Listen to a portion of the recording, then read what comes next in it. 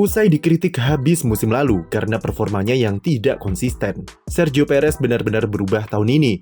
Dalam 4 balapan pertama di 2024, Perez tampil luar biasa dengan meraih 3 kali podium di mana 3-tiganya dia raih di posisi runner-up dan menemani Max Verstappen yang huni podium tertinggi. Satu-satunya balapan dia tidak naik podium adalah di GP Australia. Itu pun karena Checo alami kerusakan di area floor yang mengakibatkannya kehilangan kecepatan dan memang karena Red Bull sedang off-perform saja waktu itu. Di kualifikasi GP Jepang saja, Checo hanya terpaut 0,066 detik saja dari Verstappen dan tampil sangat solid sepanjang balapan.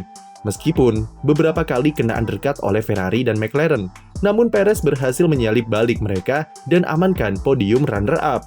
Secara overall, Perez menunjukkan jika ia memang pantas untuk bisa mempertahankan kursinya musim depan di Red Bull. Sama seperti Carlos Sainz, statusnya di 2025 juga masih pengangguran.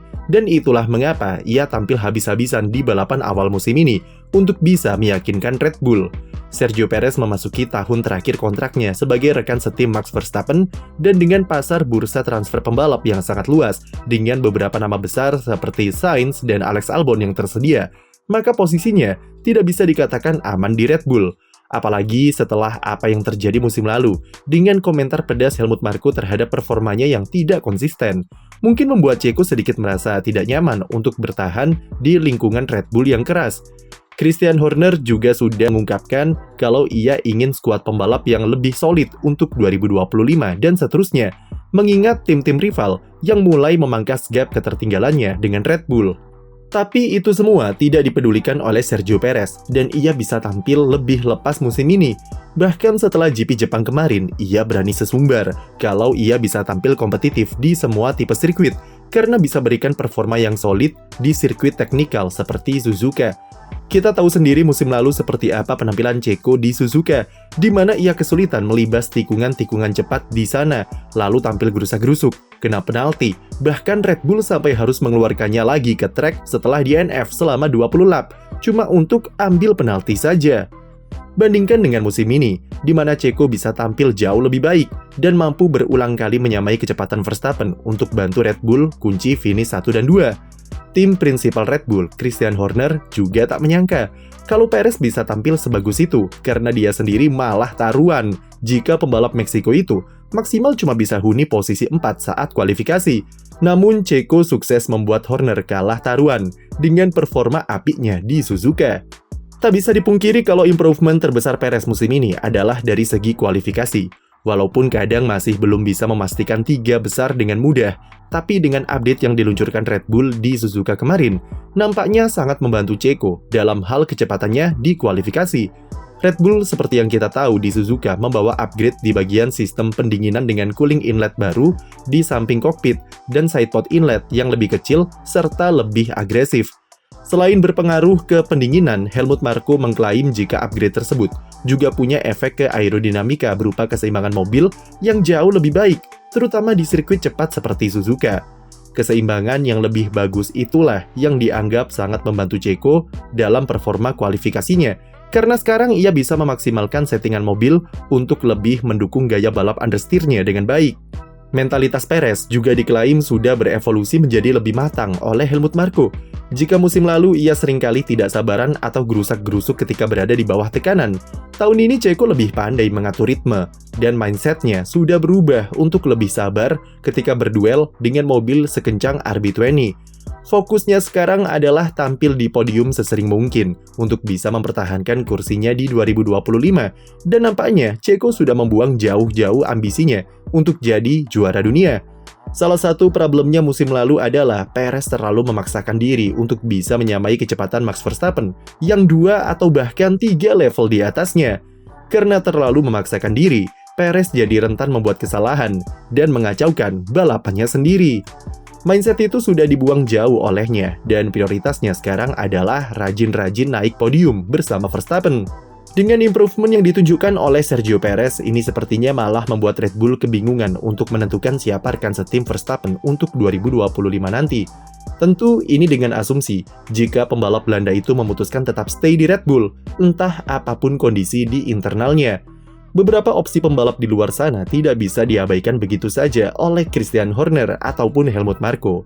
Pembalap seperti Carlos Sainz misalnya, yang jadi satu-satunya pembalap yang mampu memutus dominasi Red Bull 2 kali sejak tahun lalu.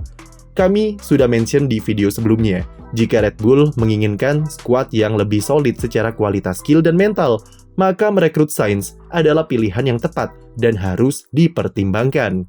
Namun penghalang terbesarnya adalah Helmut Marko, sepertinya tidak mau merekrut pembalap-pembalap ex-Red Bull seperti Sainz ataupun Alex Albon. Apalagi Helmut nampaknya tidak ingin mengulangi potensi konflik antara Jos Verstappen dengan Carlos Sainz senior seperti di Toro Rosso.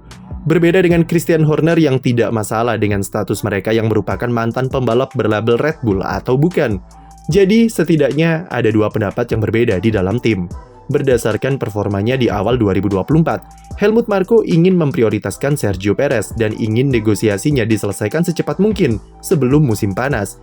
Ia ingin Perez dipertahankan setidaknya sampai akhir 2025, dan baru dari situlah Red Bull bisa mencari penyegaran untuk siapa yang akan jadi rekan tim Verstappen di musim 2026, yang bertepatan dengan penerapan regulasi baru. Sementara itu, Horner juga sama-sama ingin mengutamakan Perez, tapi dia sendiri tergoda dengan prospek yang menjanjikan dari Carlos Sainz dan akan menahan negosiasi selama mungkin, sampai ia menemukan alasan yang tepat untuk mempertahankan Checo atau merekrut pembalap dari luar. Horner sebenarnya juga mengincar Fernando Alonso yang notabene merupakan pembalap impiannya sejak dulu dan sudah beberapa kali didekati, namun selalu terhalang oleh Helmut Marko. Tapi karena Alonso sudah memutuskan bertahan di Aston Martin, praktis opsinya sekarang tinggal Carlos Sainz saja. Horner sepertinya ingin berjaga-jaga jika seandainya Max Verstappen benar-benar cabut dari Red Bull dalam waktu dekat, maka setidaknya ia punya pembalap yang cukup bagus untuk menggantikannya. Posisi Horner sebagai tim prinsipal dan CEO sudah dipastikan tidak akan goyah meski sudah diganggu oleh kekuatan politik yang besar. Dan seperti yang pernah kami jelaskan, jika Horner tetap stay menjabat di Red Bull, maka kondisi internal bisa makin kacau atau dikacaukan dari dalam. Horner ingin berjaga-jaga jika skenario terburuk itu terjadi dan menahan negosiasi dengan Perez selama mungkin untuk melihat situasi di internal seperti apa. Selain itu, performa Checo yang acap kali ngedrop saat memasuki pertengahan musim juga harus dipantau lebih jauh lagi untuk bisa mengkonfirmasi jika pembalap 34 tahun itu bisa diandalkan di 2025. Untuk saat ini, posisi Red Bull jelas jika mereka ingin mengutamakan Sergio Perez untuk tetap diperpanjang kontraknya sebagai rekan setim Verstappen, setidaknya sampai 2026 mendatang, atau minimal ditambah satu musim untuk 2025. Mempertahankan Perez adalah opsi paling realistis untuk saat ini, mengingat dia sudah 4 tahun di Red Bull, serta sudah kenal tim luar dan dalam. Dengan peningkatan performa yang ia tampilkan di awal 2024, Sergio Perez sudah berada di jalur yang tepat untuk bisa amankan karirnya di F1 lebih jauh lagi di Milton Keynes. Sekarang tinggal bagaimana Checo mempertahankan konsistensinya di barisan depan untuk meyakinkan Horner dan Helmut Marko jika ia pantas untuk tetap membalap di Red Bull. Sekian video dari kami, jangan lupa beri like dan subscribe untuk konten F1 lainnya.